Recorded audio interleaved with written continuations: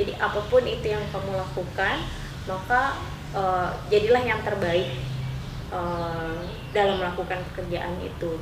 Behind closed doors, I'm a fool for your love.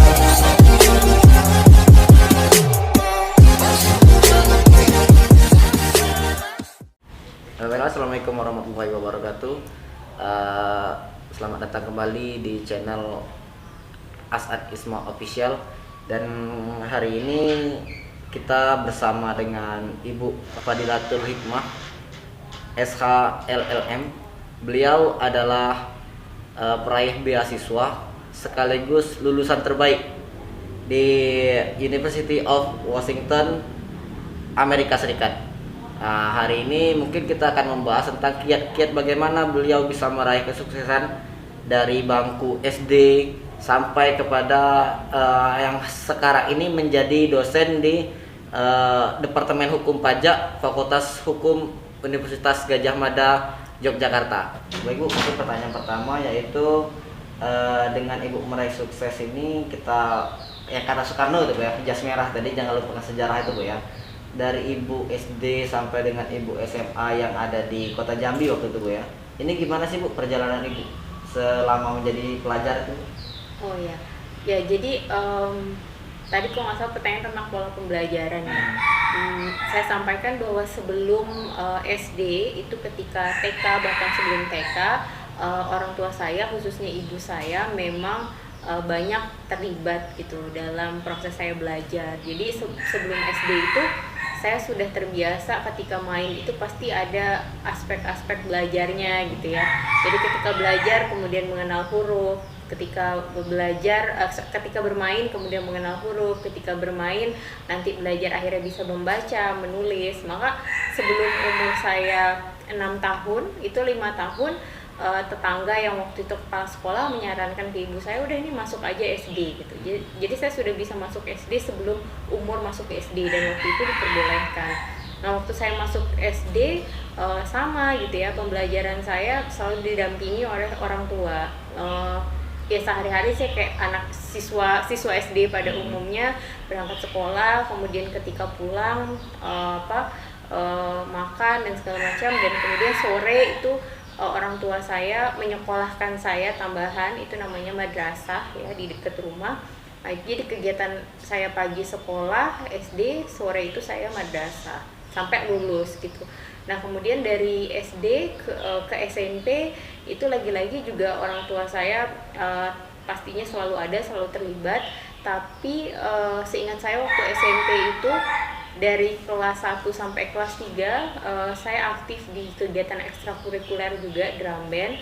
Jadi memang meskipun sekolah sudah selesai, itu biasanya saya banyak latihan, itu dulu.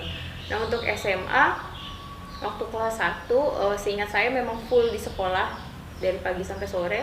Dan waktu di Australia, di Melbourne, itu dari kelas 2 sampai kelas 3 lebih banyak memang saya belajar sendiri sih, belajar mandiri gitu. Jadi di sekolah itu belajar, di rumah ya belajar tambahan juga gitu, tapi lebih banyak mandiri, sudah tidak lagi didampingi orang tua. Nah, lalu Bu, ini kan bisa dikatakan Ibu awal kelas 2 gitu ya, yang pindah ke Melbourne. Yang artinya Ibu sudah menguasai bahasa Inggris sebelumnya gitu ya.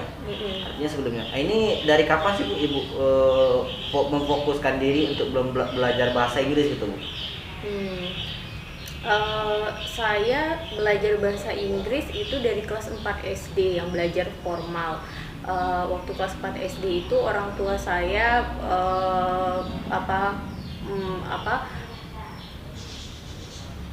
bukan memaksa ya, meminta saya untuk mengikuti les bahasa Inggris, dan kemudian waktu SMP saya juga masih lanjut les bahasa Inggris. Cuma memang sebelum saya les, saya tuh hobinya baca ya dari kecil. Jadi saya suka baca banyak majalah buku atau buku cerita. Jadi sebenarnya dengan saya membaca itu saya juga sudah sedikit banyak tuh kayak pernah lah ketemu kata-kata bahasa Inggris, cuma karena belum belajar jadinya kan nggak tahu kalau itu bahasa Inggris ya. Misalnya kayak istilah uncle gitu, waktu saya baca majalah buku tuh ada winchle, tulisan saya bacanya winchle gitu kan, tapi ternyata setelah saya belajar, oh ini bacanya tuh uncle gitu. Nah jadi dari kelas 4 SD kemudian lanjut SMP masih les, Tapi setelah itu SMA kan ada pelajaran bahasa Inggris, dan ya udah mulai dari situ sudah familiar lah dengan bahasa Inggris. Dan ketika SMA di Australia ada semacam les ya, istilahnya waktu itu language center, namanya language center. Nah, ikut itu dulu selama 2 bulan, tapi ya saya nggak kesulitan karena sebelumnya memang sudah pernah belajar bahasa Inggris gitu. Lalu gini Bu, bisa dikatakan kan kultur Indonesia yang terkhusus Jambi gitu ya, dengan kultur Ibu yang waktu di Melbourne kemarin itu kan bisa dikatakan jauh berbeda gitu ya. Ini gimana sih Bu cara Ibu untuk mempelajari kultur-kultur ataupun berbaur dengan kultur-kultur yang notabene berbeda gitu Bu? Iya, jadi tentunya kalau dari segi budaya di Indonesia, khususnya di Jambi, tidak sama dengan kultur yang ada di Australia gitu ya. Tapi kalau khusus untuk pembelajaran, menurut saya justru kultur yang di Australia itu lebih rileks ya. Jadi kalau di Indonesia itu menurut saya sangat kompetitif. Jadi waktu saya SMA itu kan masuk kelas unggul gitu ya. Waktu SMP juga SMP 7 itu kan juga siswa-siswanya sangat kompetitif. Justru menurut saya ketika pindah ke Australia dengan sistem pembelajaran yang tadi sih nggak terlalu kompetitif, itu lebih enak belajarnya gitu ya. Jadi ya nggak sulit saya untuk menyesuaikan diri ketika belajar di Australia. Cuman kalau untuk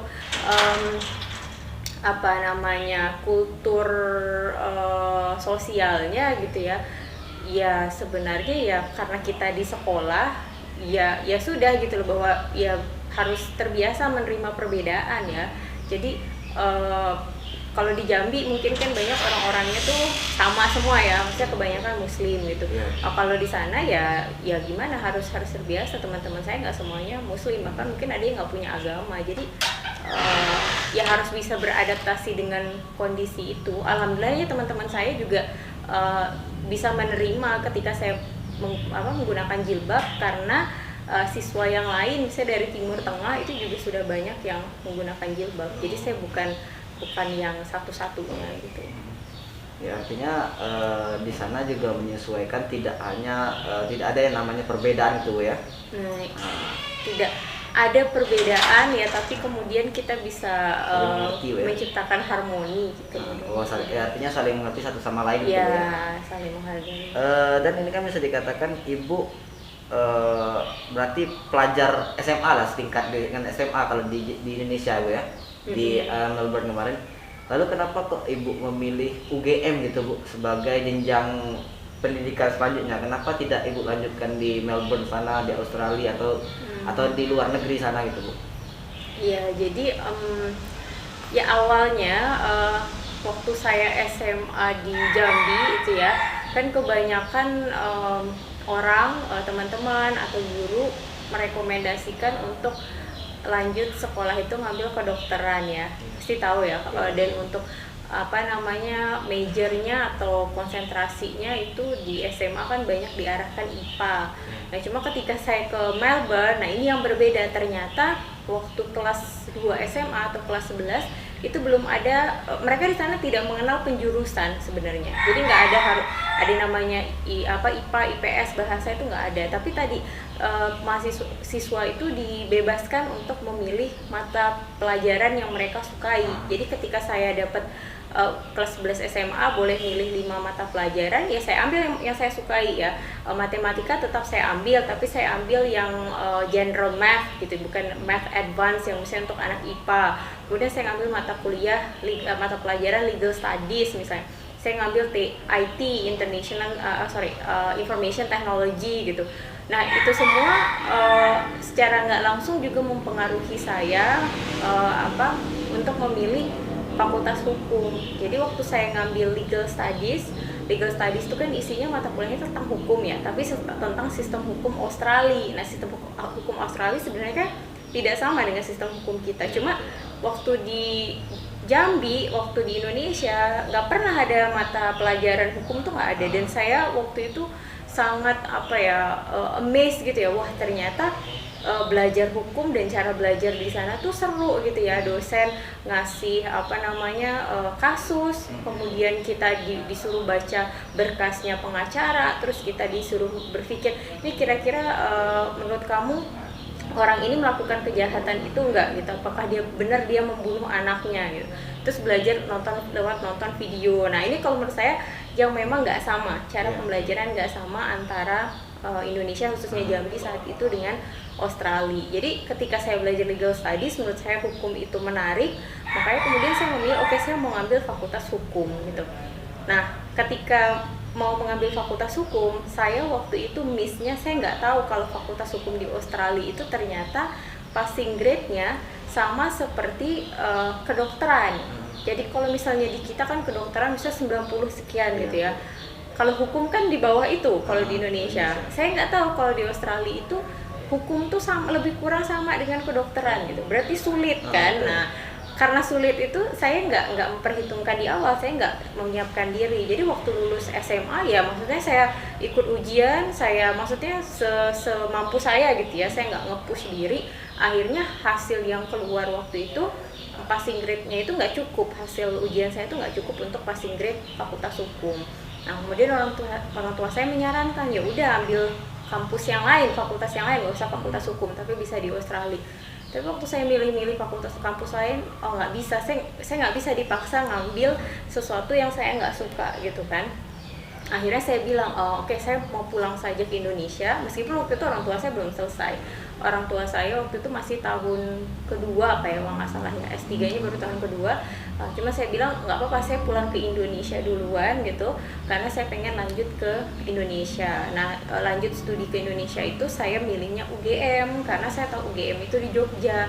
Kalau misalnya UI gitu ya kan di Jakarta, di kota besar. Nah saya ngerasa saya nggak nyaman dengan kondisi kota besar itu, sehingga saya berpikir kalau Jogja sepertinya lebih cocok buat saya, meskipun saya sendiri sebenarnya belum pernah sekalipun ke Jogja gitu.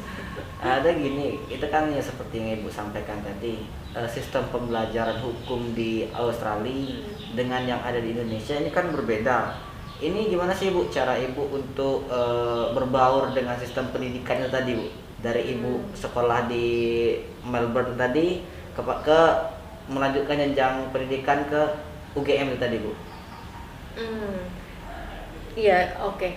Jadi memang kan dari SMA di Jambi, kemudian lanjut ke Australia, kemudian lanjut lagi ke UGM. Tentunya semuanya itu tidak ada yang sama gitu ya. Tapi paling enggak ketika saya SMA di Australia itu saya diajar untuk berpikir kritis. Kemudian waktu di Australia saya belajar dalam bahasa Inggris gitu ya. Dan ternyata ketika kuliah itu kan hal yang utama khususnya di fakultas hukum yang harus dimiliki oleh seorang mahasiswa itu adalah kemampuan berpikir kritis gitu. Jadi waktu saya masuk fakultas hukum saya juga sebenarnya nggak terlalu sulit untuk beradaptasi dengan perubahan itu, karena di Australia sendiri saya sudah mengambil mata pelajaran hukum. Kemudian di Australia sendiri saya sudah diajarkan untuk menggunakan critical thinking di setiap mata pelajaran gitu. Jadi sebenarnya sih ketika sampai di Indonesia di UGM waktu belajar, justru memang beberapa hal itu saya ngerasa kok waktu SMA dulu lebih enak ya cara belajarnya gitu ya. Karena memang kan tidak semua misalnya dosen gitu ya, mereka menggunakan metode yang sama kan. Nah, jadi ya di situ awalnya saya kaget. Cuma lain dari itu ya saya ngerasa saya bisa mengikuti itu semua gitu. Jadi kalau misalnya dosen pakai bahan-bahan mengajar bahasa Inggris gitu, ya saya nggak kesulitan dong. Orang sebelumnya saya SMA pakai bahasa Inggris gitu. Mungkin dari yang kita tahu gitu Bu ya, UGM ini adalah salah satu kampus terbaik di Indonesia gitu Bu ya, yang ada di Jogja. Ini mengenai UGM ini tadi, setelah Ibu lulus itu kan Ibu dapat beasiswa langsung gitu ya, atau gimana prosesnya gitu Bu? Lulus S1 ya? Lulus S1 ya? Ya jadi waktu lulus S1 itu tuh karena saya dulu SMA-nya di Australia, saya sangat berharap sekali lanjut sekolah lagi di Australia gitu. Jadi saya cobalah daftar untuk beasiswa Australia, ADS, Australian Development Scholarship. waktu itu namanya IDS, sekarang AAS.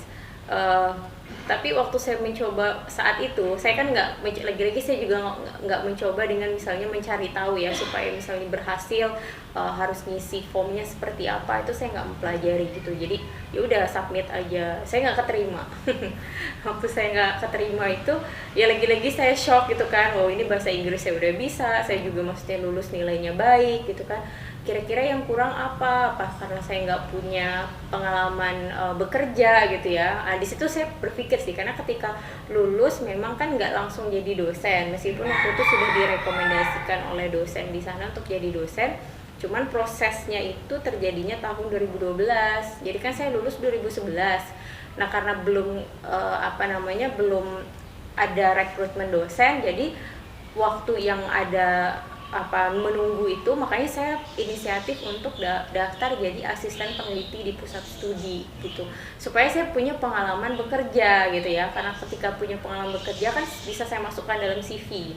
Dari situ kemudian masih saya terus siapkan syarat-syarat untuk beasiswa di waktu di PSPD itu. Jadi meskipun di PSPD, tapi saya tahu saya bukan di sini dalam waktu lama karena saya mau S2 lagi. Nah waktu persiapan itulah salah satu dosen saya ya sekarang Prof Paripurna namanya, yang menawarkan, Dil ini ada beasiswa katanya gitu kan, kamu coba gitu. Nah kan karena saya semua syarat itu sudah saya penuhi, ya udah kan saya sudah siap semuanya. Jadi waktu didapat tawaran langsung saya kumpulkan semua syaratnya. Nah dilalahnya ya, bahasa Jawa itu dilalahnya, kebetulan si profesor yang menawarkan beasiswa itu yang dari Amerika sudah pernah datang ke kampus saya. Nah jadi tahun 2012 itu kalau nggak salah. Jadi si profesor itu bukan tahun 2012, sebelumnya pernah datang dan kemudian mewawancarai, saya termasuk diwawancarai, ditanya kamu nanti mau kemana ya, saya sampaikan kalau sudah lulus saya mau S2-nya di bidang pajak karena saya dosen hukum pajak. Nah waktu saya submit aplikasi beasiswa tadi, harusnya ada interview, karena dosen ini tahu, profesor ini tahu saya sudah pernah diinterview, jadi saya nggak perlu interview lagi. Jadi saat itu berkas saya masuk, ya udah dianggap saya dikasih tahu sih sama senior saya ya, Mbak Linda yang waktu itu juga membantu. Mbak Linda menyampaikan, Dil kamu siap-siap ya kalau nanti diminta ke Jakarta buat interview gitu. Jadi kapan Mbak? Nggak tahu, pokoknya siap-siap aja gitu. Nah tapi kemudian nggak lama setelah itu disampaikan nggak perlu interview lagi karena Prof Edi dari UDAP itu sudah pernah ketemu kamu, jadi nggak perlu interview. Ya udah setelah itu ya prosesnya smooth aja sih, ada pengumuman kelulusan dan kemudian ya saya bersiap untuk ke Amerika gitu. Dan gini Bu, ini kan kita sebagai anak gitu Bu ya, suksesnya anak ini tidak terlepas daripada peran orang tua gitu Bu ya. Ini gimana, apa sih motivasi dari orang tua sehingga mendorong Ibu bisa sukses ini gitu Bu di bidang pendidikan Bu?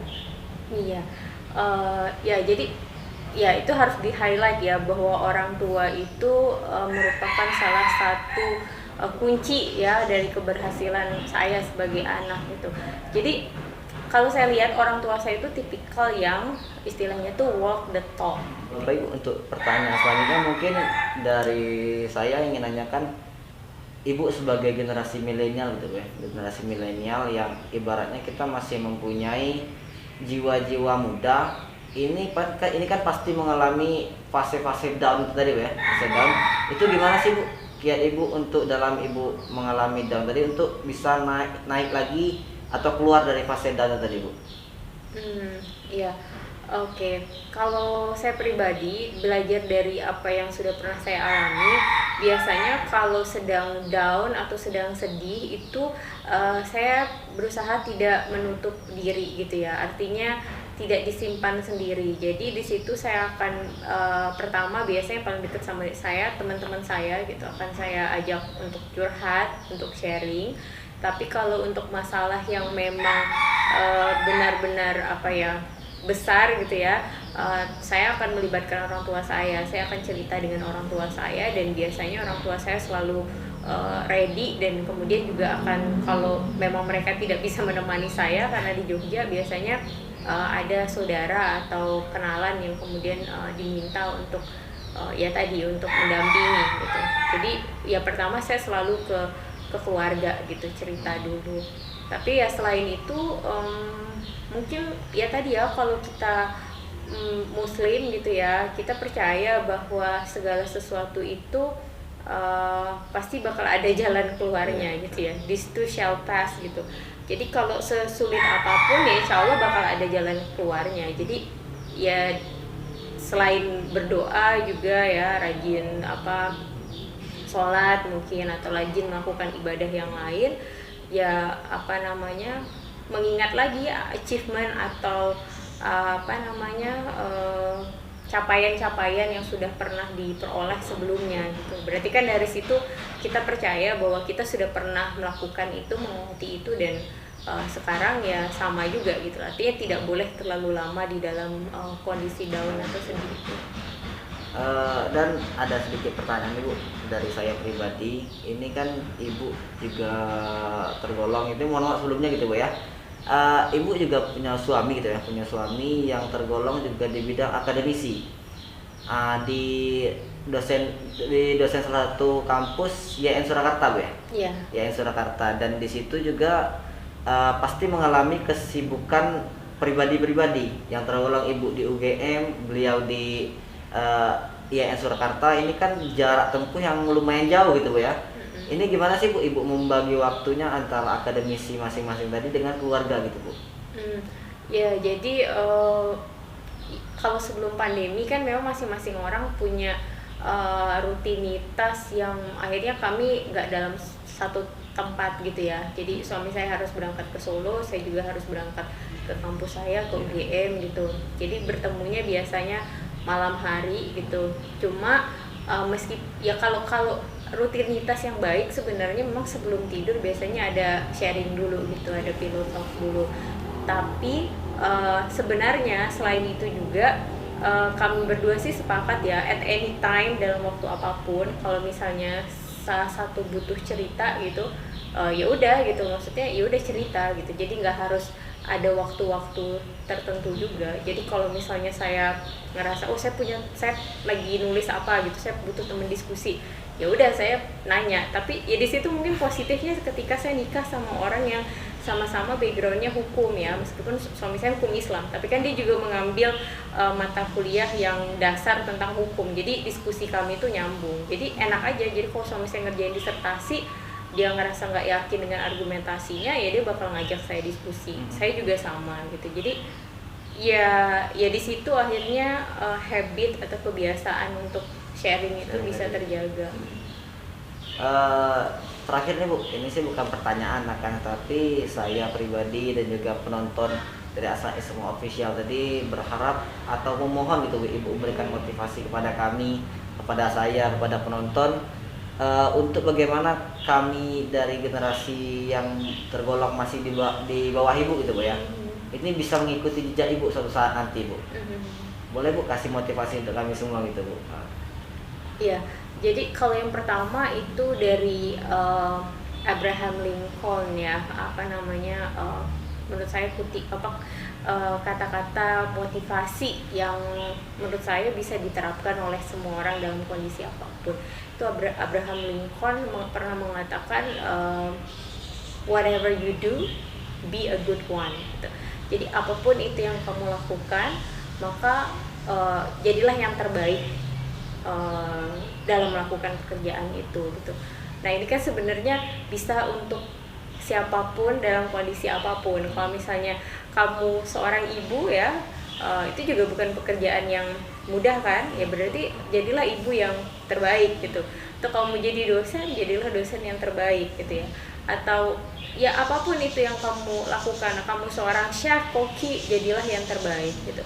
Jadi sebenarnya dengan melakukan dan menjadi yang terbaik itu kan artinya apapun yang kamu lakukan itu nggak ada yang wasted, nggak ada yang sia-sia gitu loh. Semuanya itu bisa bermanfaat. Kemudian yang kedua, ada juga quotes yang mengatakan if you don't believe in your ability to accomplish something, then believe in Allah's ability. Jadi kalau kamu nggak percaya dengan kemampuanmu sendiri untuk mencapai sesuatu, maka percayalah kepada Allah, kepada Tuhan yang maha segala-galanya gitu. Jadi ya itu kan esensi dari tawakal kan. Nah, jadi sama tadi ketika down tadi, if you don't believe in your ability, kamu pesimis, tapi harus ingat bahwa ada Allah dan ya segala sesuatunya itu bisa jadi mungkin gitu. Jadi dua itu.